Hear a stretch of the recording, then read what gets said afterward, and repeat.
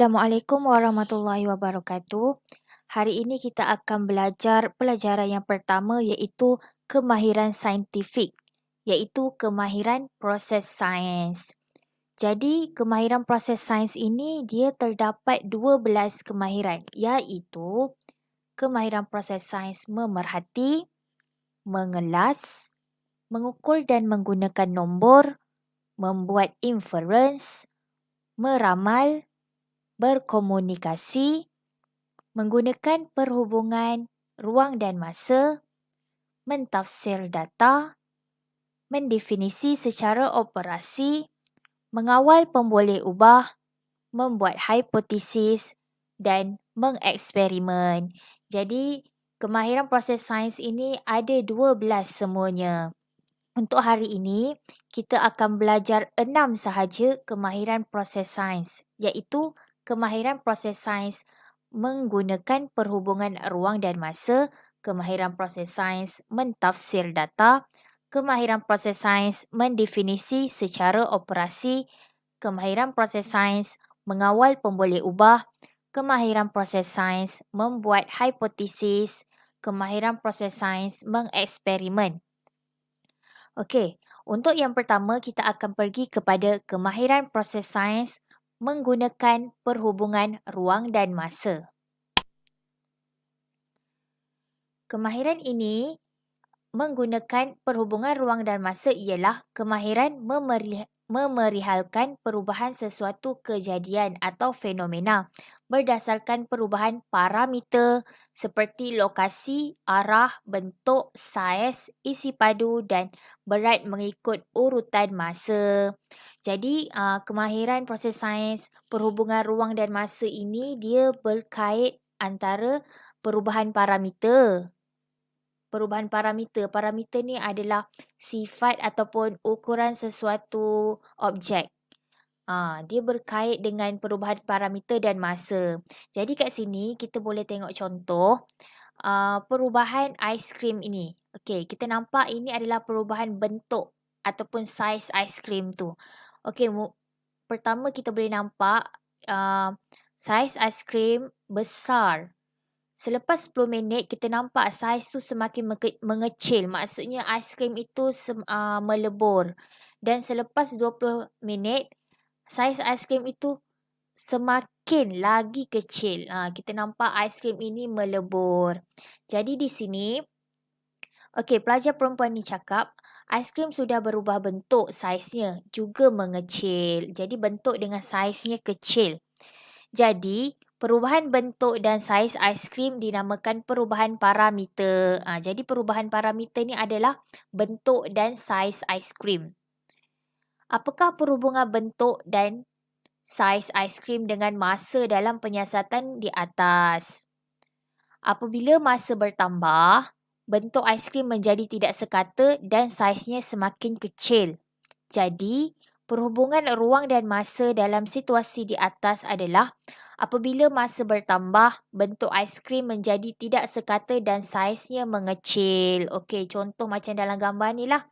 Apabila masa bertambah, saiznya pun semakin mengecil. Bentuknya menjadi tidak sekata. Okey, kita boleh tengoklah ni. Masa bertambah. Selepas 10 minit, saiznya besar macam ni. Selepas 20 minit, dia semakin kecil. Jadi perhubungan ruang dan masa bagi situasi aiskrim ini ialah apabila masa bertambah, bentuk aiskrim menjadi tidak sekata dan saiznya mengecil. Atau boleh juga kita jawab, semakin bertambah masa, semakin berkurang saiz aiskrim. Seterusnya kita pergi kepada kemahiran proses sains mentafsir data. Mentafsir data ialah kemahiran memberi penerangan yang rasional tentang objek, peristiwa atau pola daripada data yang dikumpulkan. Maksudnya kita baca data yang diberi. Maksudnya data yang diberi tu adalah penerangan yang dapat kita kumpulkan maklumat. Okey, contoh macam gambar yang pertama ni. Ini adalah carta pie. Jadi di sini carta pie ni mengenai cara murid datang ke sekolah. Okey, kita boleh nampak yang warna biru ni berjalan kaki, warna oranye menaiki basikal, warna hijau menaiki bas dan warna ungu menaiki kereta. Jadi tafsiran data yang terdapat pada carta pie ni adalah bilangan murid yang menaiki basikal sama dengan bilangan murid yang berjalan kaki. Jadi kita boleh lihat yang naik basikal dengan jalan kaki ni sama, bilangannya sama sebab carta pie ni dia punya ni sama, bentuknya sama, bentuk besar je sama. Jadi maklumat yang kita dapat di sini bilangan murid yang menaiki basikal sama dengan bilangan murid yang berjalan kaki. Seterusnya soalan tanya, apakah cara utama murid datang ke sekolah? Okey, cara utama ni maksudnya yang paling ramai lah datang ke sekolah dengan menaiki cara apa. Jadi kita tengok di sini yang paling ramai adalah warna hijau iaitu menaiki bas. Jadi cara utama murid datang ke sekolah ialah dengan menaiki bas. Jadi dengan maklumat ini kita dapat mentafsir data. Kita boleh dapatkan maklumat berdasarkan gambar yang diberi. Okey, ini contoh yang pertama. Contoh yang kedua, okey, ini adalah carta palang. Jarak yang dilalui oleh kereta mainan. Jadi di sini ada kereta mainan A, B, C, D, E. Okey, jarak yang dilalui dalam sentimeter ada kereta A 50 sentimeter, kereta B 20 sentimeter, kereta C 40 sentimeter, kereta D 30 sentimeter dan kereta E 10 sentimeter. Jadi kita boleh tafsirkan data ini, kita boleh terangkan data ini melalui carta palang ini. Jadi kita boleh buat jarak yang dilalui oleh kereta mainan A adalah yang paling jauh. Okey, kita boleh lihat kereta mainan A ni 50 sentimeter. Jadi kereta mainan A ni adalah yang paling jauh. Jadi soalan ada tanya, berapakah perbezaan jarak yang dilalui oleh kereta mainan A dan E? Okey, A 50, E 10. Jadi dia nak cari perbezaan. Jadi untuk cari perbezaan kita tolakkan sahaja dua jarak yang dilalui oleh kereta mainan ini iaitu 50 tolak 10 dapatlah 40 sentimeter. Jadi perbezaan jarak kereta A dan E adalah 40 sentimeter. Jadi mentafsir data ni adalah cara kita baca data tu. Data apa ni? Data itu menerangkan tentang objek untuk maklumat yang kita kumpulkan lah. Seterusnya kita pergi kepada kemahiran proses sains mendefinisi secara operasi. Kemahiran mendefinisi secara operasi ini ialah kemahiran memberikan definisi tentang sesuatu konsep dengan menyatakan perkara yang dapat dilakukan dan diperhatikan. Jadi, untuk kita definisikan secara operasi ni, kita adalah cari maksud dia dan maksud perkara yang dapat kita perhatikan. Okey, kat sini kita tengok perkataan definisi secara operasi. Okey, definisi ni bermaksud istilah ataupun maksud. Operasi ni adalah apa yang diperhatikan. Maksudnya kita buat eksperimen itu kita perhatikan apa. Ataupun pemboleh ubah bergerak balas. Pemboleh ubah bergerak balas ni samalah maksud dengan apa yang diperhatikan. Jadi kat sini kita tengok situasi dalam gambar ini. Siva dan Teruni ingin menguji keupayaan bahan menyerap air. Mereka merendam 3 tisu yang berbeza ketebalan ke dalam 50 ml air selama seminit. Perhatikan situasi di bawah. Okey, pelajar ni Siva ni tanya kepada cikgu. Cikgu, bagaimanakah keupayaan bahan menyerap air boleh didefinisikan? Okey, Siva ni tanya definisi untuk keupayaan boleh menyerap air. Jadi cikgunya pun jawab, lihat air di dalam bikar. apakah yang dapat kamu ukur? Jadi cikgunya suruh Siva ini melihat air dekat dalam bikar ni, apa yang boleh kita ukur ataupun apa yang boleh kita perhatikan. Jadi kat sini Siva pun cakap, saya boleh mengukur isi padu air yang tinggal di dalam bikar. Dia boleh tengok kalau isi padu dekat dalam bikar A, isi padunya masih banyak lagi. Isi padu airnya banyak. Kalau dekat bikar B, isi padu air dekat dalam bikar B sederhana. Isi padu air di dalam bikar C sedikit. Jadi, definisi secara operasi keupayaan bahan menyerap air ialah isi padu air yang tinggal di dalam bikar. Okey, jadi kalau soalan tanya, apakah definisi secara operasi keupayaan bahan menyerap air? Okey, kita jawab. Kita ambil semula perkataan selepas operasi ini. Maksudnya apa yang dia nak cari tu kan? Definisi secara operasi apa yang nak dicari. Jadi di sini dia nak cari keupayaan bahan menyerap air. Kita tulis semula. Keupayaan bahan menyerap air ialah, okey, selepas tu kita tulis perkara yang kita perhatikan ataupun pemboleh ubah bergerak balasnya. Maksudnya dekat dalam eksperimen ni, dia boleh perhatikan isi padu air yang tinggal di dalam bikar. Jadi kat sini definisi secara operasi boleh tulis, keupayaan bahan menyerap air ialah isi padu air yang tinggal di dalam bikar. Okey, ini adalah contoh definisi secara operasi bagi keupayaan bahan menyerap air. Seterusnya kita pergi kepada kemahiran proses sains mengawal pemboleh ubah. Pemboleh ubah ialah sesuatu yang boleh berubah dalam sesuatu penyiasatan. Jadi dalam pemboleh ubah ni terdapat 3 pemboleh ubah. Yang pertama, pemboleh ubah dimanipulasi ataupun PM, singkatannya PM. Pemboleh ubah dimanipulasi ni adalah apa yang diubah ataupun apa yang berbeza. Apa yang diubah lah. Yang kedua, pemboleh ubah bergerak balas. Okey, singkatannya PB. Maksudnya apa yang diperhatikan di akhir penyiasatan ataupun hasil penyiasatan yang kita dapat. Dan yang ketiga, pemboleh ubah malar. Dimalarkan ataupun P malar. Apa yang sama ataupun apa yang tetap yang digunakan dalam eksperimen itu. Jadi, semasa kita menulis pemboleh ubah, kita perlu meletakkan parameter. Okey, jadi parameter ni contoh macam jenis, saiz, panjang. Maksudnya kalau tali kan, kita letak parameternya. Jadi, jenis tali ataupun panjang tali ataupun ketinggian tali. Okey, itu adalah parameter. Okey, kita tengok contoh satu persatu pemboleh ubah. Jadi di sini, yang pertama adalah pemboleh ubah dimanipulasi ataupun PM. Maksudnya apa yang diubah. Okey, di sini kita boleh tengok. Bagi mendapatkan penyiasatan yang adil, kita perlu memastikan satu pemboleh ubah sahaja yang diubah dalam sesuatu eksperimen. Baiklah cikgu, kali ini kita mengubah jumlah air yang disiram sahaja. Jadi di sini perkara yang diubah adalah air. Untuk pokok yang pertama, dia siram sekali je.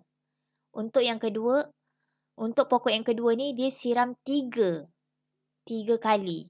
Jadi di sini pemboleh ubah yang diubah dalam sesuatu penyiasatan dinamakan pemboleh ubah dimanipulasi. Jadi pemboleh ubah dimanipulasinya adalah jumlah air. Maksudnya dia berubahlah. Kalau yang pertama ni jumlah airnya 1. Kalau yang kedua ni jumlah airnya 3. Jadi pemboleh ubah dimanipulasinya adalah jumlah air. Yang kedua, pemboleh ubah malar ataupun P malar ni maksudnya perkara yang sama ataupun apa yang tetap. Perkara sama. Dia menggunakan apa yang sama dalam eksperimen tu. Jadi di sini kita boleh lihat. Kita juga perlu memastikan pemboleh ubah yang lain kekal sama. Jadi kita tetapkan jumlah cahaya matahari. jenis tanah dan kuantiti tanah untuk kedua-dua pokok. Jadi kat sini dia tetapkan ataupun dia samakan jumlah matahari, maksudnya dua-dua pokok dia kena matahari. Dia tetapkan juga kuantiti tanah, dua-dua tanah banyaknya sama, maksudnya ini banyak, ini banyak. Tak adalah satu kurang, satu banyak.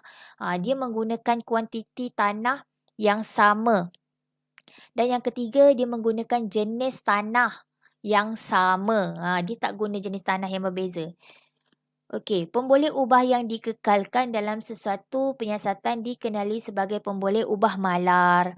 Jadi pemboleh ubah dimalarkan ini adalah apa yang sama dalam eksperimen kita. Jadi di sini untuk eksperimen ini pemboleh ubah dimalarkan adalah jumlah cahaya matahari, kuantiti tanah, jenis tanah. Jadi untuk pemboleh ubah dimalarkan ini, jawapan boleh lebih daripada satu. Seterusnya kita pergi kepada pemboleh ubah bergerak balas ataupun PB. Pemboleh ubah bergerak balas maksudnya apa yang diperhatikan di akhir eksperimen ataupun hasil penyiasatan kita tu, hasil uji kaji kita tu. Jadi di sini kita boleh lihat selepas sebulan, maksudnya eksperimen ni dah sebulan, dia boleh nampak hasil kajian dia lah. Sekarang apa yang dapat kamu perhatikan?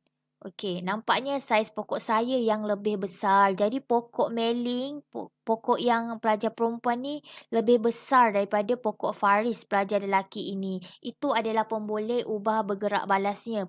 Apa yang dapat kita perhatikan lah. Maksudnya kita dapat perhatikan saiz pokok. Okey, saiz pokok meling besar, saiz pokok Faris kecil. Jadi pemboleh ubah bergerak balasnya adalah saiz pokok.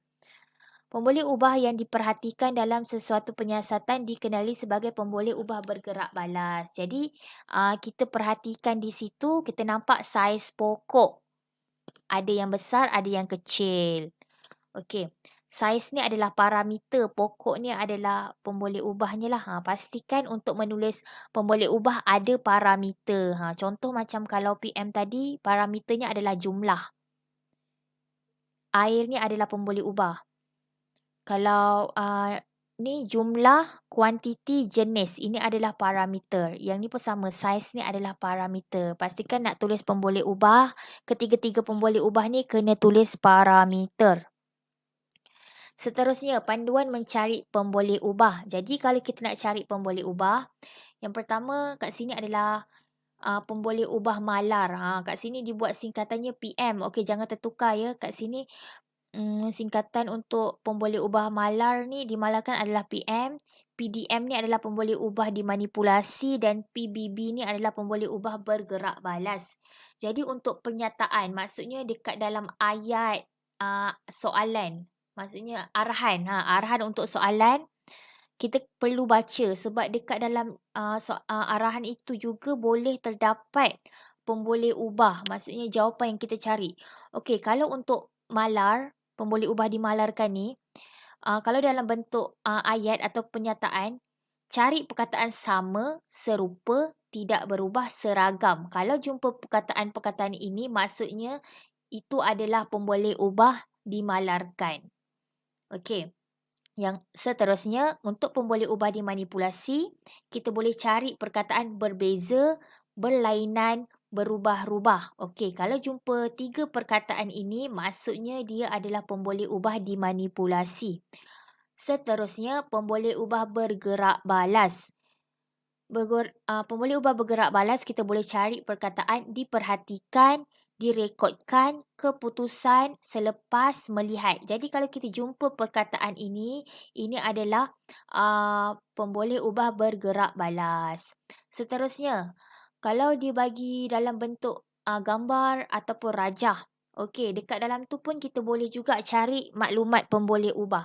Jadi di sini, kalau gambar atau rajah, untuk pemboleh ubah dimalarkan, kita perlu cari maklumat gambar yang sama. Maksudnya apa yang sama? Itu adalah pemboleh ubah dimalarkan. Untuk pemboleh ubah yang dimanipulasi, kita cari gambar yang berbeza. Untuk pemboleh ubah bergerak balas, kita cari gambar yang berkaitan hasil penyiasatan. Seterusnya, panduan mencari pemboleh ubah kalau dalam bentuk jadual. Setiap jadual akan diberi pasti ada PBB. Okey, PBB ni adalah pemboleh ubah bergerak balas. Jadi digunakan simbol PDM ni pemboleh ubah dimanipulasi, PBB pemboleh ubah bergerak balas, PM ni pemboleh ubah dimalarkan. Okey, jadi di sini kalau bentuk jadual seperti ini, maksudnya sini ada tajuk ni maklumatnya. Okey, yang bahagian atas ni adalah pemboleh ubah dimanipulasi. Bahagian bawah ni pula adalah pemboleh ubah bergerak balas. Okey, kalau jadual ada bentuk 3 macam ni, okey atas sekali tu adalah pemboleh ubah pemboleh ubah dimalarkan, yang kedua pemboleh ubah dimanipulasi dan yang ketiga ni pemboleh ubah bergerak balas. Jadi kalau jadual yang berbentuk macam ni dia boleh ni lah. Okey, untuk yang ketiga ni kita boleh lihat yang pertama adalah pemboleh ubah yang atas sekali pemboleh ubah dimanipulasi, yang kedua pemboleh ubah dimalarkan, yang ketiga pemboleh ubah bergerak balas. Jadi untuk jadual yang 2 dan 3 ni yang ada 3 garis, 3 maklumat ni. Okey, untuk yang atas ni sama ada PM ataupun PDM, pemboleh ubah dimalarkan ataupun pemboleh ubah dimanipulasi. Kita kena tengoklah, kita kena tengok sama ada kalau benda tu sama, perkara yang sama itu adalah pemboleh ubah dimalarkan. Kalau perkara yang berbeza itu adalah pemboleh ubah dimanipulasi. Okey, kalau dalam bentuk jadual yang macam ni, yang bawah sekali ni mestilah PBB, pemboleh ubah bergerak balas. Okey, seterusnya kalau bentuk jadual macam ni pula, dia ke bawah. Jadi yang sebelah sini adalah pemboleh ubah dimanipulasi, sebelah sini adalah pemboleh ubah bergerak balas. Kalau yang macam ni, bentuknya ada 3 pula. Yang pertama ni adalah pemboleh ubah dimalarkan, yang tengah ni pemboleh ubah dimanipulasi dan yang terakhir ni, yang tepi sekali ni adalah pemboleh ubah bergerak balas. Okey. Jadi ini pun sama kalau bentuknya ada 3. Yang pertama yang ujung sekali ni adalah pemboleh ubah dimanipulasi, yang di tengah ini adalah pemboleh ubah dimalarkan dan yang di hujung sekali ini adalah pemboleh ubah bergerak balas. Jadi ini pun sama, kita kena untuk yang ada 3 macam ni kita kena perhatikanlah yang kat sini. Kalau perkara yang sama itu adalah pemboleh ubah dimanipulasi. Kalau perkara yang berbeza dia adalah pemboleh ubah bergerak balas. Pemboleh ubah dimanipulasi. Okey, sorry. Untuk nombor 5 dan 6 ini, kalau kita jumpa table jadual ada 3 macam ni, okey, yang sebelah sini dia sama ada pemboleh ubah dimalarkan ataupun pemboleh ubah dimanipulasi. Jadi kita kena lihatlah kalau dia perkara yang sama itu adalah pemboleh ubah dimalarkan. Kalau perkara yang berbeza itu adalah pemboleh ubah dimanipulasi. Maksudnya tempat yang pertama yang kedua ni dia sama ada tukar macam tu je lah, tukar sama ada pemboleh ubah dimalarkan ataupun pemboleh ubah dimanipulasi. Untuk yang hujung sekali ini adalah PBB, pemboleh ubah bergerak balas. Okey, seterusnya panduan untuk mencari pemboleh ubah dalam bentuk graf. Dalam bentuk graf, okey, ni adalah graf. Jadi maklumat yang bahagian bawah ni adalah pemboleh ubah dimanipulasi, perkara yang berbeza. Untuk yang bahagian atas ni menegak ni adalah pemboleh ubah bergerak balas. Hasil kajian kita lah. Seterusnya kita pergi kepada membuat hipotesis. Okey, membuat hipotesis ini adalah kemahiran membuat pernyataan umum yang boleh diuji tentang hubungan antara pemboleh ubah dalam sesebuah penyiasatan. Jadi, sebelum membuat hipotesis, kita perlu kenal pasti pemboleh ubah dimanipulasi dan pemboleh ubah bergerak balas terlebih dahulu. Serta pola ataupun corak. Pola ataupun corak ni maksudnya kita tengok dia semakin bertambah ataupun semakin berkurang. Contoh di sini kita boleh lihat ada 3 magnet, P, Q dan R. Jadi di sini pertama sekali kita kena tahu dulu pemboleh ubah. Jadi kita cari dulu pemboleh ubah dimanipulasi dia. Okey, pemboleh ubah dimanipulasi ni adalah perkara yang diubah ataupun perkara yang berbeza. Jadi di sini kita boleh nampak yang berbezanya adalah saiz magnet. Kita boleh nampak yang ni kecil, sederhana, ini tinggi. Jadi PM dia pemboleh ubah dimanipulasinya adalah saiz magnet. Pola ataupun corak ni kita boleh nampak P kecil, ni besar ni besar. Maksudnya saiznya semakin bertambah kan. Jadi coraknya adalah bertambah. Untuk PB, pemboleh ubah. Okey, sekarang kita cari pemboleh ubah bergerak balasnya. Pemboleh ubah bergerak balas ini adalah hasil kajian, perkara yang kita perhatikan. Jadi kat sini kita boleh perhatikan bila dia menggunakan magnet P ni, dia dapat tarik 4 paku besi. Bila dia menggunakan magnet Q, dia dapat tarik 6 paku besi, dan bila dia menggunakan magnet R, dia dapat menarik 8 paku besi. Jadi di sini hasil kajiannya adalah bilangan paku yang dapat ditarik oleh magnet. Jadi di sini kita boleh lihatlah kalau P dapat 4, kalau Q dapat 6, kalau R dapat 8. Okey, seterusnya kita kena tahu pula corak dan pola dan corak perubahannya, iaitu bertambah. Kita boleh nampaklah 4, 6, 8. Maksudnya dia bertambah kan. Jadi bertambah. So nak buat hipotesis, kita boleh buat semakin bertambah saiz magnet, semakin bertambah bilangan paku yang ditarik. Maksudnya kita buat semakin corak pemboleh ubah dimanipulasi, semakin corak pemboleh ubah bergerak balas. Jadi di sini kita boleh nampak hipotesisnya adalah semakin bertambah saiz magnet, semakin bertambah bilangan paku yang dapat ditarik oleh magnet.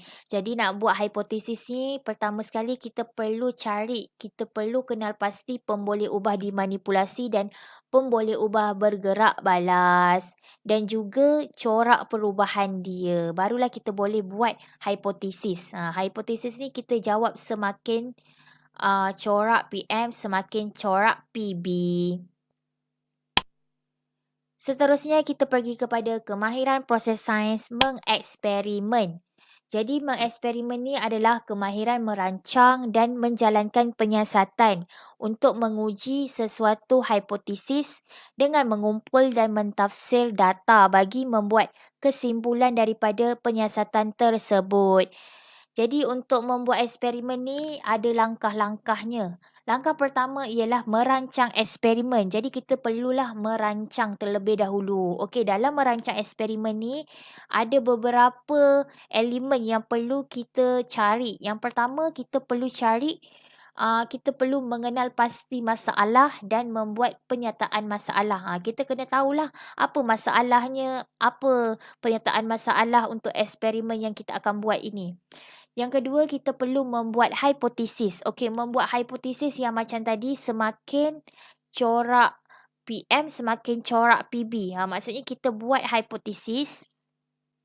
Seterusnya, yang ketiga, mencari pemboleh ubah. Okey, pemboleh ubah yang 3 tadilah. Pemboleh ubah dimanipulasi, pemboleh ubah bergerak balas dan pemboleh ubah dimalarkan. Okey, kita kena buat 3 pemboleh ubah.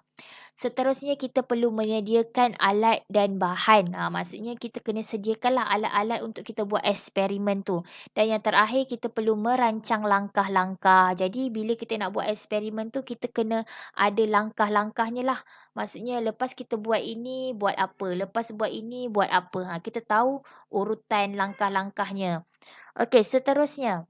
Okey, yang pertama tadi kita merancang eksperimen, kemudian kita menguji hipotesis. Okey, maksudnya kita buat eksperimen lah. Sama ada kita buat eksperimen, dah buat eksperimen tu kita tengoklah hipotesis yang kita buat tadi diterima ataupun tidak. Maksudnya kita uji hipotesis kita betul ke tidak. Jadi lepas kita dah menguji hipotesis, kita mengumpul dan mentafsir data. Jadi bila dah buat eksperimen tu, kita akan dapat maklumat-maklumatnya lah. Seterusnya kita membuat kesimpulan dan yang terakhir menulis laporan. Okey, itu adalah, kemahiran proses sains mengeksperimen. Jadi di sini, selesai sudah penerangan untuk keenam kemahiran proses sains. Okey, um, jadi, dalam video ni, telah menerangkan tentang kemahiran proses sains menggunakan perhubungan ruang dan masa, kemahiran proses sains mentafsir data, kemahiran proses sains mendefinisi secara operasi, kemahiran proses sains mengawal pemboleh ubah, kemahiran proses sains membuat hipotesis dan kemahiran proses sains mengeksperimen. Jadi itu saja untuk hari ini. Assalamualaikum warahmatullahi wabarakatuh.